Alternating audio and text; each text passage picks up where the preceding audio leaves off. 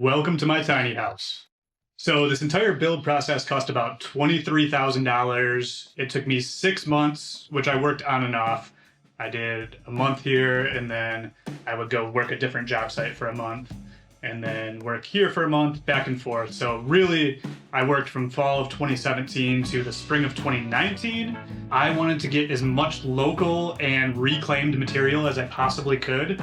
Also to learn how to do this whole process myself more thoroughly. I had some background in building, but I really enjoy the process of knowing how to make something from ground up.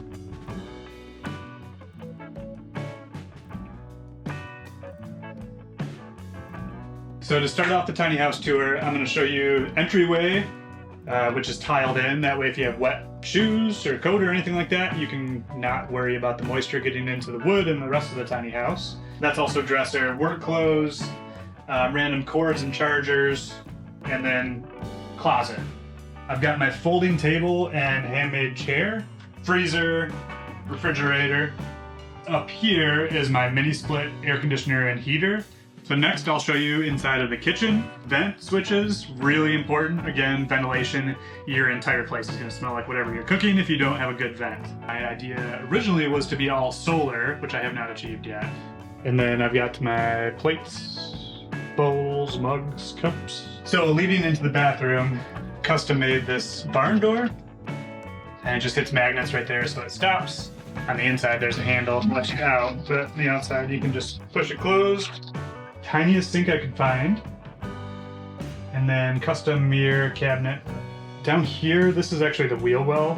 I was able to hide it in the cabinetry throughout the rest of the tiny house, but this is one spot where it stuck out. I went with the Nature Side composting toilet, which is pretty expensive, but it does work really well. I have a tiled in shower over here, and it actually made it down the road perfectly. I cannot overemphasize how much you want ventilation in a tiny house, and everywhere there's going to be moisture, food, anything like that, you really want ventilation in these places. So welcome up into the loft.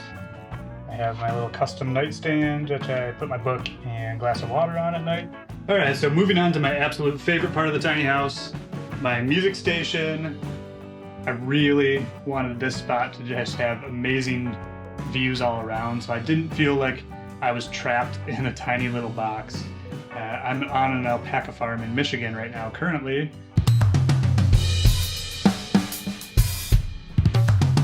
Drum kit is mic'd up all of the time. In 2009, when I graduated college, I had just graduated, had no money saved up. I was offered an opportunity to move into a tiny cabin in the woods in Vermont. When you're living in a tiny space, you need to think about how you are actually going to use the space. So I've held on to that feeling of minimalism from Vermont, and I've really kind of designed this tiny house to be, if I were going to build that little cabin in the woods in Vermont, what would I do to make it perfect for me? And that was I spent a lot of time designing this.